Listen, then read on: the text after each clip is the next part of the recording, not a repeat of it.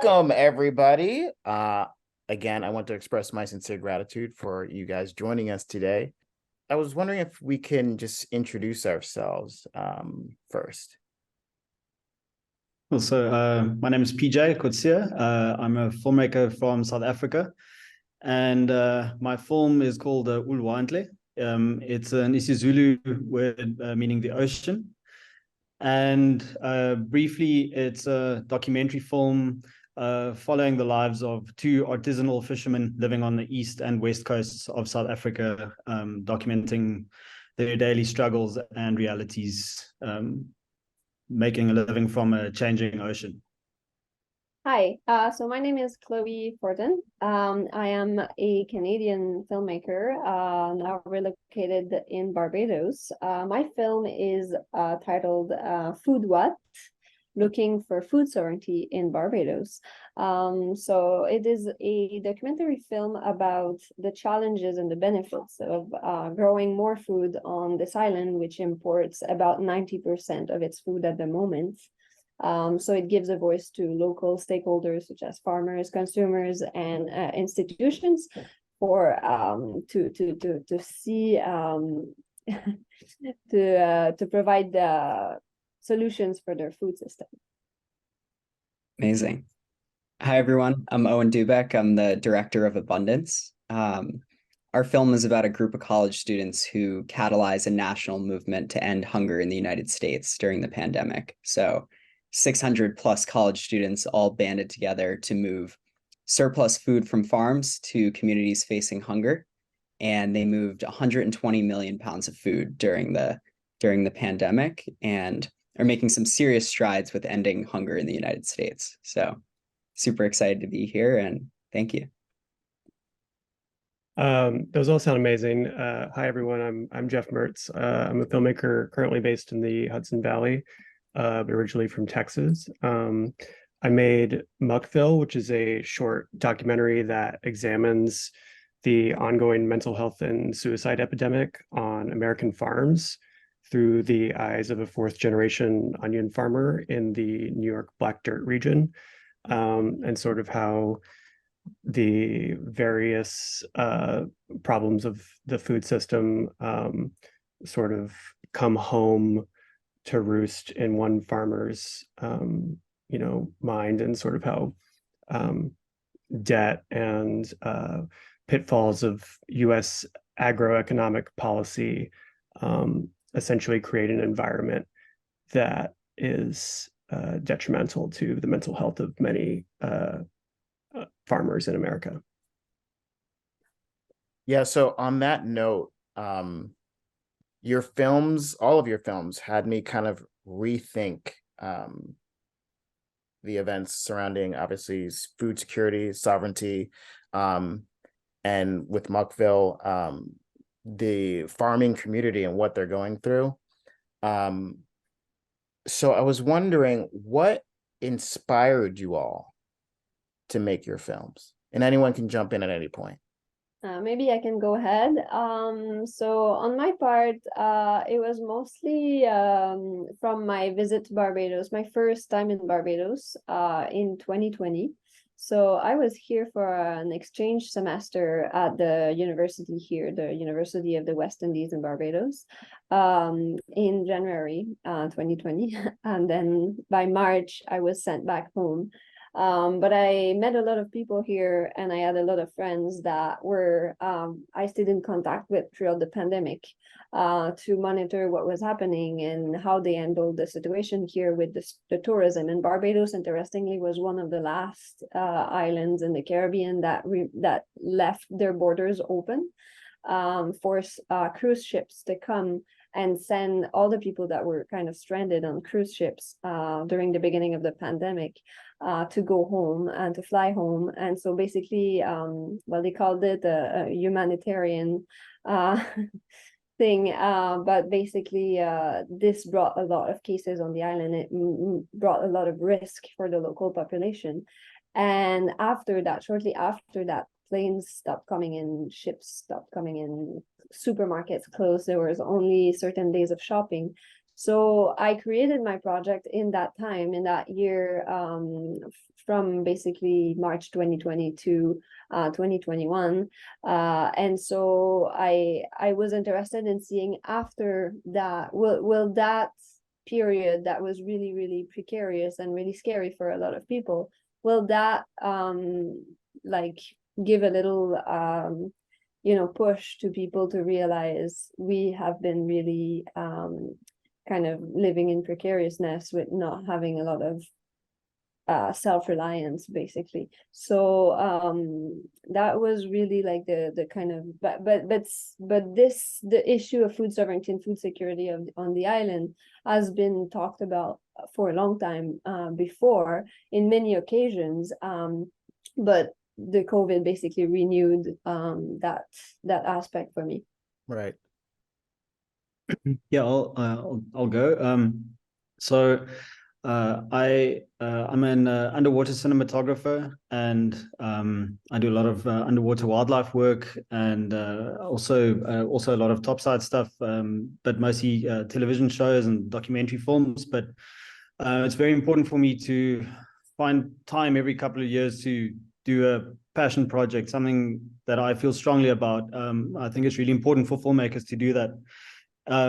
And this story basically is an amalgamation of all of my interests. It's a human story of people who live close to the ocean. I love the ocean. I love being in the ocean. I love ocean life. And I was looking for a story where I could sort of combine all of my passions, because I know that if I feel strongly about the content that I'm working with, then it'll come across. So I'm very lucky in that sense that in South Africa, we've got so many amazing, just stories everywhere. It's just so many, because we're such a diverse country. We've got so many amazing people and characters and just different walks of life. I've always been very interested in the lives of artisanal fishermen. I think it's the most incredible thing that people can live just directly with from the ocean and with nature. And I think in the era that we're living now, most people have completely lost touch with that. A lot of people don't know what a tuna looks like, or where the fish that they think is just a can form, what it actually looks like in the ocean. So I wanted to just go and show people, like, this is the reality. This is where your fish comes from, or not even if it's fish that you're buying, but this is the reality of people living day to day, hand to mouth, trying to get fish from the ocean that we are depleting and completely ruining with our commercial fishing activities. It was important for me to just sort of showcase two stories of people who have their daily challenges and just live in such a close way with the ocean. I think that was it was really, like I said, we're really lucky in South Africa to have access to stories and people like that. It's just so many. It's such an incredible place for a filmmaker to be working. And as I said, these are stories that are very new to me. And actually similar to Muckville, like there's this almost prophetic duty that is handed down to either the farmers or the fishermen, that it's just something I never would have considered. It was really interesting to kind of dive into the lives of these people. And Owen, how about you? Yeah, PJ, I feel like I can picture how beautiful your film is. I'm excied to see it. I used to live in I used to live in Cape Town as well. So oh, cool. Yeah, it's beautiful. There's a story everywhere you turn. But yeah, for me, whenever starting a film project, I feel like there are two main pieces of criteria. There's like, can we drive tangible impact with this film? Is there an audience we can bring it to after that can drive real change? And then, does it feel like there's something happening right now that's once in a lifetime that I'm the only person who could document? And this filled those two criteria. So we've been using the film as a tool for change. We, a month ago, got to screen it in front of Congress, which sparked a bunch of conversations around the Farm Bill and, different agricultural policies that we can change in the coming months to enable farmers to donate more food. We just showed it at Climate Week, and we're really trying to get it into audiences that can enable millions of more pounds of food to be on people's tables who otherwise wouldn't have that. And yeah, for the second piece of criteria, like dozens, if not hundreds of students quit their jobs, dropped out of college during the pandemic, and spent a year and a half unpaid working 80-hour weeks to put food on people's tables. And I was like, holy shit, this is definitely not happening again. I'm in a once in a lifetime moment. Even if I have no budget, I need to run with this. I need to document it and put it all together. So that was the inspiration. Amazing. And Jeff, with Muckville, that it was so moving. And again, I mean, even in your film, they mention how we all have it wrong. We think that farmers are this protected community that's being subsidized, but that's not really the case. So what first inspired you to start? Well, it was similar to Owen. I think like the sense of responsibility is like a really powerful force of like when you encounter a story, or even before the story, like encounter an issue that you feel is underrepresented. And so I was doing a series on sort of like farmer profiles for a nonprofit up here in Hudson Valley. There was a series called Farm Philosophers that was kind of, self-explanatory. And one of those profiles was a dairy farmer who had a farm hand who committed suicide. And the piece was sort of how life on the farm, kind of taught him the lessons that he needed to deal with that. But that issue wasn't necessarily the result of like agroeconomic policy. It was just sort of a thing that happened on the farm. But that sort of got me researching about it, and then sort of found various statistics here and there. And I think the Huffington Post or the Washington Post had done a piece on farmer suicide maybe in like 2016. I think there was maybe a farmer in like Wisconsin or something, but there wasn't a lot out there. And so I reached out to this nonprofit called New York FarmNet that like specializes in helping farmers address mental health and financial concerns. And they put me in touch with the Pavelskis and their farm. So really, and I'd been wanting to make a mental health film for a while.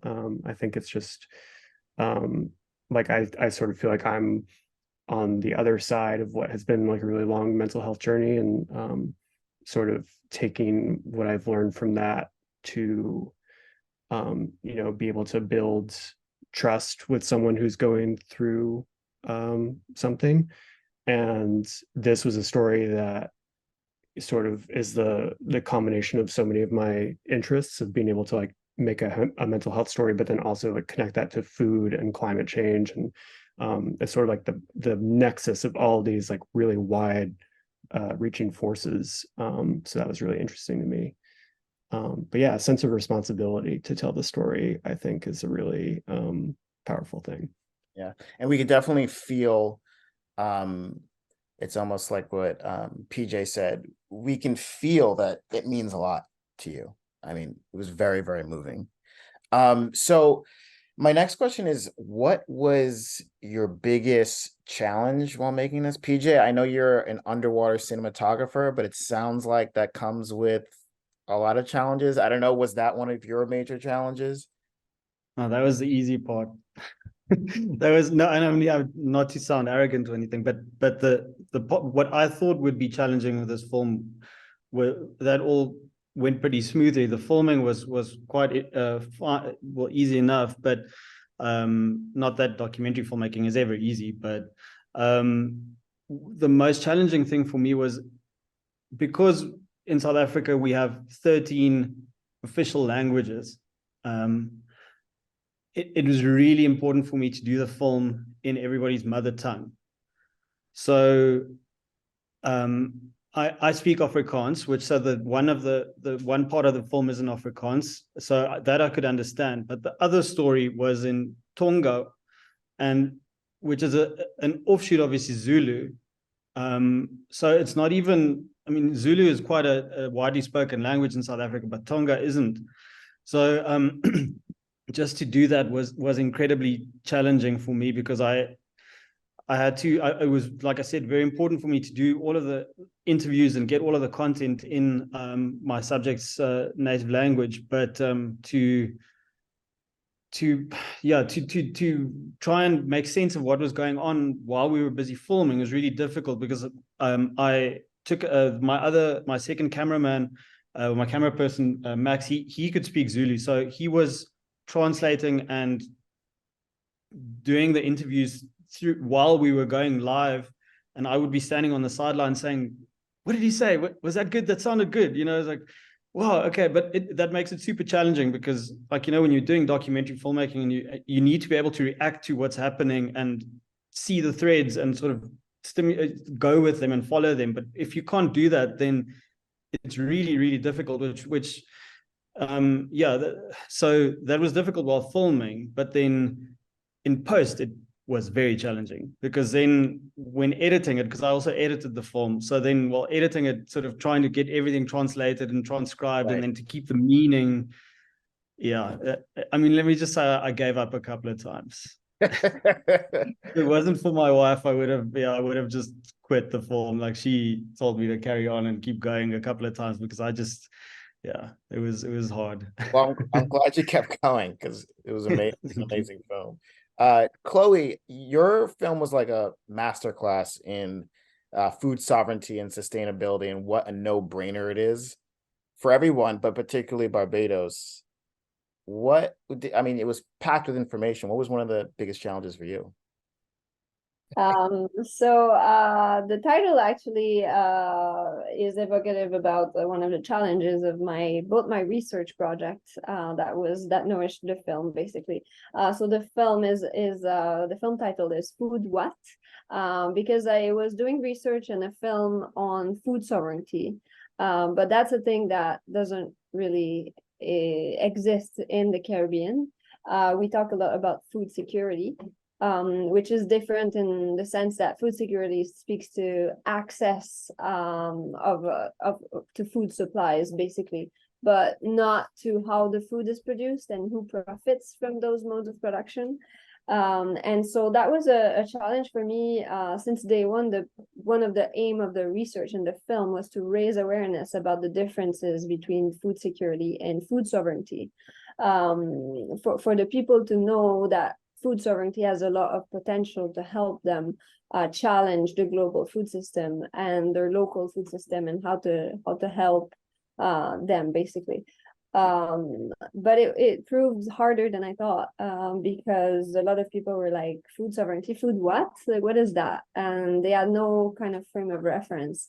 So I was leaving from, having to explain all the time. And that's something that as a researcher, I did not want to do too much. And even as a filmmaker, I didn't want to influence people ahead of time to be like, here's what would help you and the techniques to adopt and so on. I wanted to really have a kind of what do you think is a good solution? So that was a really challenging thing for me, to be kind of in between, being conscious about what bias I put in, basically, both as a filmmaker and a researcher. Other than that, the fact that it was happening just right before after COVID, during some of there was still some lockdown and some temporarily in some moments. So being a foreigner here, although I lived here for a while, because I was white, a lot of people did not want to talk to me because they were like, oh, you're obviously a tourist, you maybe just arrived from overseas, so you might have COVID or whatever. So would not want to be interviewed in person, but then for a film, doing a Zoom interview is, not as compelling visually. So yeah, that was some of the challenges. And Jeff, I know this was a deeply personal project for you. What was mostly challenging for you? Yeah, I think what's funny is like all the things that sort of make it what it is were surprisingly straightforward. Like um I think as a documentary filmmaker, like Chris was the kind of subject that we dream of, where like he's a farmer now, but he was a media studies um master student. So like he documented so many things throughout time where like if he was on C-SPAN, he recorded it. Like he had all this like archival 8 millimeter footage of his family like documented and digitized. So that was what was easy about it. And I think probably the most challenging thing was like timing the onion harvest, which is like a really narrow because he's an onion farmer. It's a really narrow span of time in sort of like late August, early September. And he quit farming onions, but he still like leases out his land to someone else who does. So there's still onions being farmed on his property, but he's not in control of it. So there was like this, extra degree removal of like trying to get permission from someone else's, permission to like go and shoot an onion harvest. Um, and I got a grant. It was supported by a grant from Hudzy, which is like a regional streaming service up here. And they gave me the grant like a week before the end of onion harvest. So I had to like, jump on onion harvest with like a week to go. But yeah, all in all, like for how impactful I feel like it was probably one of the like smoothest productions I've had in a long time. Like everything went remarkably smoothly. Well, we rarely hear that from filmmakers, right? So that's Mhm. awesome. Owen, how about you? Yeah, I think, I feel very used to doing character-driven films where you're following the arc of a single person. And then, you maybe interview their family members or other people around the situation that support their character and bring more depth to it. But in this story, I had 600 people and had to narrow it down to a few characters. And it truly felt like 40 people plus played a very critical role, and I could have chosen any of those 40 people. So, it was just a challenge of like, it's a short film, it's 22 minutes long. How do you pack all of these people in here who all have incredible anecdotes of their own while still telling something cohesive? Um, and yeah, decisions were made to prioritize kind of the arc of the movement over the arc of any single person, if that makes sense. Like collectively, the film and the students go from no hope during the pandemic to hope and action instead of, just a single person going in that direction. So yeah. And a lot happening over Zoom. And I'm not a fan of filming a laptop or that shot. It's just whenever I see it, I'm just like, oh God. Like so yeah. Yeah, and I mean, look, your subjects were ridiculous. You could feel the passion coming through the screen in their interviews. And you just realize like, well, if anybody's gonna be able to pull this off, clearly it's these people. Okay, so moving on, what was your experience in this subject you set out to tackle in your movie before production? Yeah, I mean, I think it said a little bit before of how like I'd been doing a series on like farmer profiles in the region in sort of the years leading up to this. So I hadn't done like a mental health story specifically, but apart from that, like I had a lot of experience working with farmers. And I think that is a unique sort of skill set in terms of like working with them as people, because they sort of tend to operate similarly in that they're hard to get a handle of. Like their day to day is like so insane, like they're really busy. um they're in remote locations, and so can sort of be challenging to set up shoots and stuff like that. But and sort of the changing schedule of harvest, things like that, like all very changeable. So yeah, but it's been most of my bread and butter since moving to the Hudson Valley 3 years ago. It's been like doing agricultural content. So that definitely helped a lot for sure. And Chloe, you said you had experience with the subject matter before filming. Right. Yeah. So from my exchange semester in Barbados in 2020, I met a lot of people. So my studies were in geography, basically. So as soon as I was saying, and that relates to what we were saying about Barbadian people, or Bajans called locally, they are really, really eager to talk with anyone. They are super welcoming, and that's something. As soon as I said that I was studying geography, they would be like, "Oh yeah, here there used to be a port, and now they moved it there, and then they mine that area, and then oh yeah, we don't have as much water as we used to," and so it was really interesting to me because I just acquired like a lot of knowledge really fast about Barbados, which I didn't know anything about before 2020. And so I learned a lot. And most of the conversations I had were about environmental challenges on the island. So I met a lot of people that were closely or not related to agriculture in some way.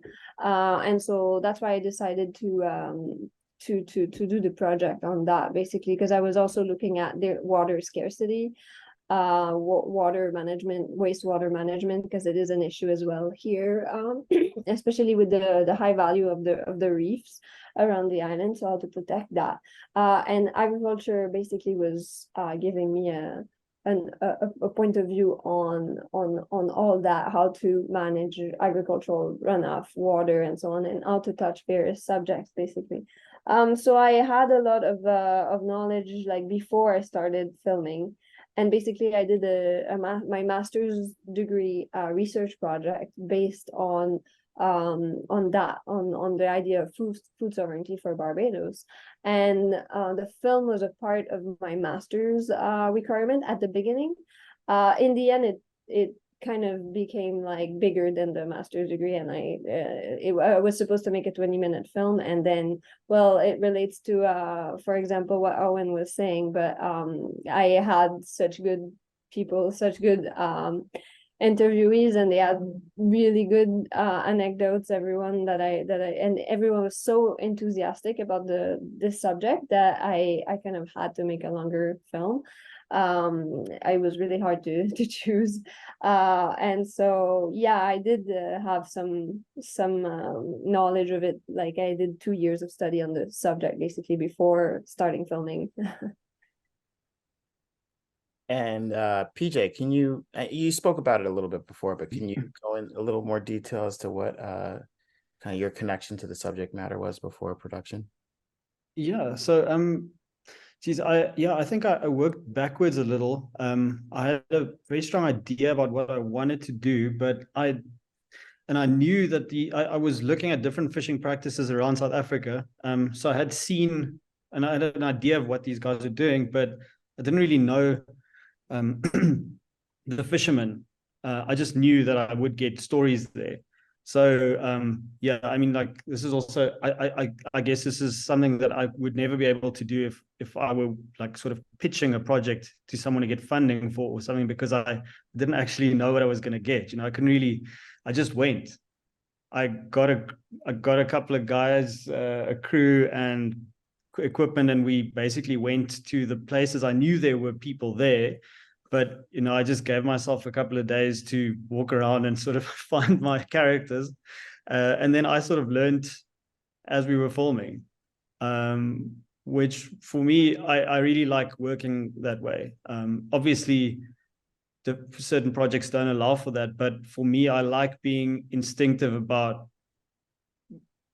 content and about seeing things and sort of picking up on things and following them.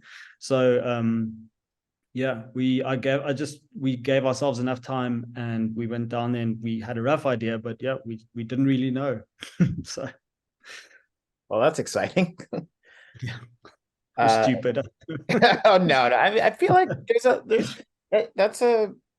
not that uncommon. I feel like some people just some people are in situations where I think they have to go about it that way, you know. Yeah. And Owen.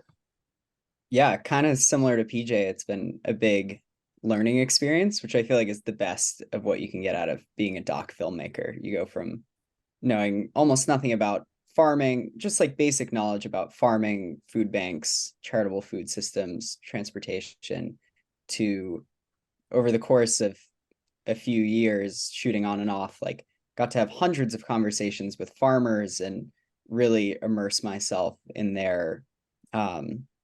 in the stories of the people who are at the forefront of the issues we were documenting. And I was lucky that I was working on other projects in this field at the same time. So yeah, just like learned a ton throughout the whole process, and now feel really well positioned to make another documentary or a future piece about things that I learned that I feel like the American public is not aware of. So yeah.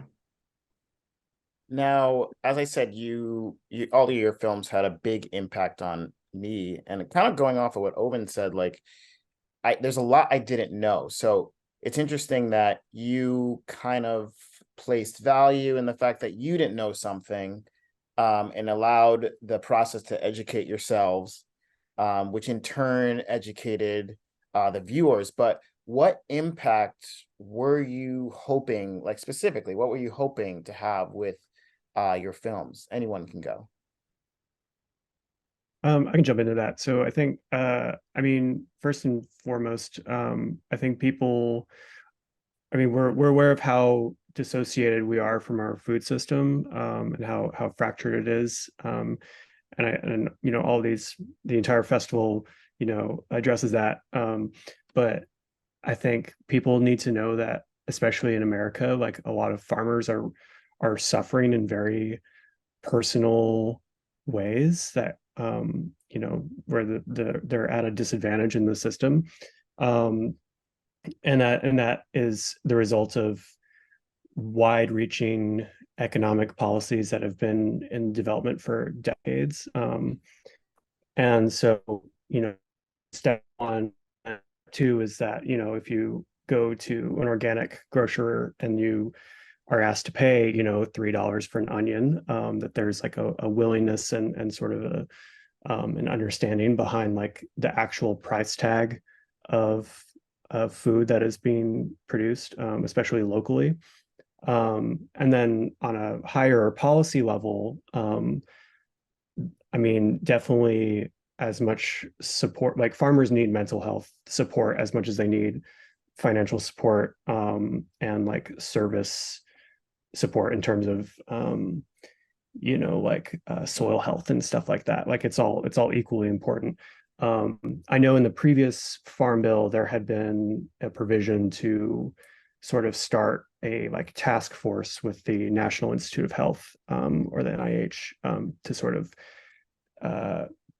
provide more mental health outreach to American farmers. I would like to see if there's any sort of like enforcement or follow up on that in the current farm bill. I don't know if text has been published of this year's farm bill, but I think there's a lot of room to introduce policy that supports farmers in a number of ways that go beyond just the practical matters of growing food. Like they're people, they're workers. Like, you know, it's been hot labor summer. And I don't know if farmers have really gotten the attention that they deserve, and you know, how they contribute to our society. I can build off of that too, because you know, one of the big impacts we've been trying to make is on the policy side for farmers, and then also, you know, related to the SNAP program with people receiving food assistance. So I feel like we're just in the beginning of our policy journey, and government takes forever, and this might, you know, drag out for years of trying to do this work while showing the film. But yeah, I think it's worth it. We're trying to get After the congressional screening, we're having senators and congressmen host screenings in their district so that we can have like community discussions around what works for that community. And then, we've also been directly raising money for the Farmlink project. Like, the truth is that, the team gets calls every day, like, hey, I have 100,000 pounds of potatoes or 1 million apples that have nowhere to go. And there's a community nearby that has no access to fresh produce. And every time we get a donation, we are able to move that food, like, not in a year, like next week. So we've been able to raise $1.2 million so far, which will enable the Farmlink project to move 20 million pounds of food going into the holiday season, into the winter. Just really fortunate that, it's hard to make a film where people actually want to take action. And I think I've struggled throughout my filmmaking career to get to that point. And we've been lucky enough that after screenings, like, you can see it in people's eyes that they want to do something to help. And we're lucky enough that we can give them the opportunity to. It's amazing. It's Yeah, really cool. good job. Cloé, did you see, speaking of taking action and impact, did you see any action taken after your film? And was that the purpose, possibly? Yeah, basically the idea for the film was really to be used as a tool for further discussions. So not only in Barbados, but also across the Caribbean and across the world, because of course, it is not only in Barbados that we have problems with the global food system. I mean, everywhere across America and Canada, we can talk about that, but especially in like small colonized territories that still suffer from the impacts of the global food system, like high food import bills, dependence on external markets, malnutrition, and loss of traditional knowledges and lifestyles as well. So yes, in the Caribbean, but also in Africa, for example, and the South Pacific, it is. So I'm trying to get the film out there. I've linked up with some people that in university or institutions related to food or agriculture, where I could send them the film to organize a screening. So I'm trying to start obviously in the Caribbean to try to help renew the synergy of regional trade, because it is sadly not something that really happens here. Islands don't really, there's not really a Caribbean unity and people exchanging. Everything comes out of the US from Miami, and then there's no transport routes within the other islands, which is a bit sad for many aspects basically of life here, not just in terms of food. So I worked on a shorter version of the film. So the film that was selected at the film festival is the 40-minute version, which is the shorter version, but I did make a 70-minute that is premiering actually next Wednesday in Barbados. So really excited about that. I'm making putting all my resources, which I have very, very little of, in creating that event to make really a big discussion here with everyone that will be attending. So we're doing a Q&A after, and a cocktail to facilitate discussion. And I have about 200 people coming. So I'm really putting a lot of hope in that, to create linkages as well with other people that would be interested in showing the film elsewhere. I did also French subtitles, as I'm from Quebec, to show the film in French Caribbean islands or other territories where they speak French. So yeah, hoping that it helps raising awareness and gives a tool to many people, basically. Yeah, so just on mine quickly. So I didn't actually have any specific goals or sort of aims to get out of it. My whole my mission was to just tell two stories of two lives who most people would not have access to. So in South Africa, we have extreme inequality and not a lot of, I think, well, worldwide, I think there's a lack of tolerance and understanding for one another. And I think most people aren't aware of how difficult a lot of people's lives are. just the day to day, it's like I say, we're so disconnected from things, and like that also, especially living in a place where we have such an insane inequality. So I wanted to just tell these two people's stories and just show how, just what they need to go through every day to just eat. But my main aim in doing that was I wanted to do it in a way that elevates what they do, like to show it for how epic it is.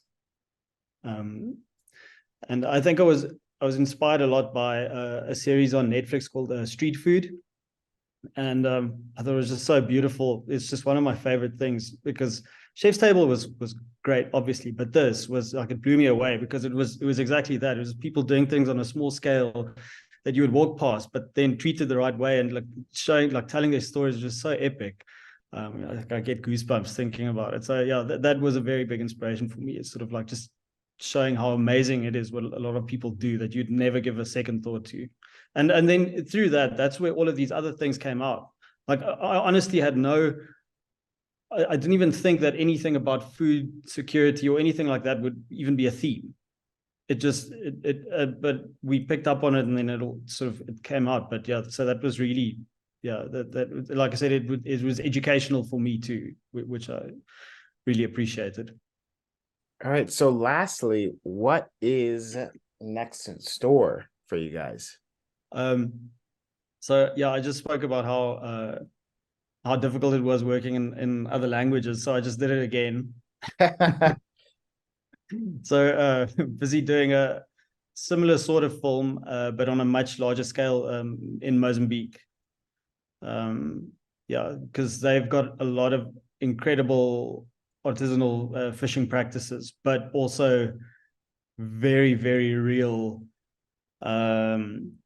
problems with resources, fish dwindling, fish stocks, environmental impact becoming very obvious, overfishing, mining. So the communities, the artisanal fishing communities in Mozambique are very, very reliant on the ocean. So the impact is very real and very scary and very prescient. So I'm busy with a documentary about that at the moment. I'll say that I would really love, first of all, to grow something like Muckville into a feature, because I think there's a lot more to say there about mental health and agriculture in the US. So if any funders are listening to this, get at me. But I just finished my first feature doc, which is it was a commission from the Hudson River Maritime Museum up here, but it's a historic adventure doc sort of thing on the 7 remaining lighthouses on the Hudson River, which is not the most urgent subject matter or what I thought my first doc would be about, but that's been a fun process. And then on the food front, I'm doing sort of a series of videos as part of a campaign around the Farm Bill, with a nonprofit up here, Scenic Hudson, that I collaborate with a lot. And so looking forward to doing more and more stuff about agriculture and food, because it's being on a farm is my happy place. So I'm working on a crime docu-series on an innocent immigrant kid who was put on death row by one of the most corrupt police departments in American history. And we're in the, like the long pitching phase to all the streamers and everything like that, but very, very optimistic that it's about to happen. Knock on wood. But it sounds like it will. That sounds pretty interesting. Wow. Okay. Well, Chloe, how about you? There's just me left. So I have a few projects at the moment. I'm not sure yet what I'm shooting for. But I just finished my master's, so I'm maybe signing up for a PhD program where I would be doing video as well, more in terms of short videos. Another thing that I don't want to, I love feature docs, but I would like to do, like, I find like the attention span of people have like decreased a lot. So I'm really interested now in like really short videos to use it as a to pass information, to raise awareness and so on. And the PhD project that I'm looking at working on now is something in Canada on how to reuse the agricultural food waste, basically, for circular economy, how to create, for example, compost and substrate for growing mushrooms, things like that. So we are partnering with industries there to, so that's a really big project that I would be part of. And I would be coordinating the video aspect of it, and hopefully creating with a team now, because I did everything myself on that film, but I would very much like to work with people for my next projects, and so I would be creating video content with them on that project to raise awareness about that, and so that's pretty exciting. All right, well, good luck to you all, and thank you so much for joining me today, and hopefully I'll see you guys soon. Yeah, thanks for doing this. I'm Yeah, excited thank to see you. everyone's film. Likewise. Yeah. Sweet. Yeah, thanks a lot. It was really nice meeting you all, and I'm looking forward to see your films.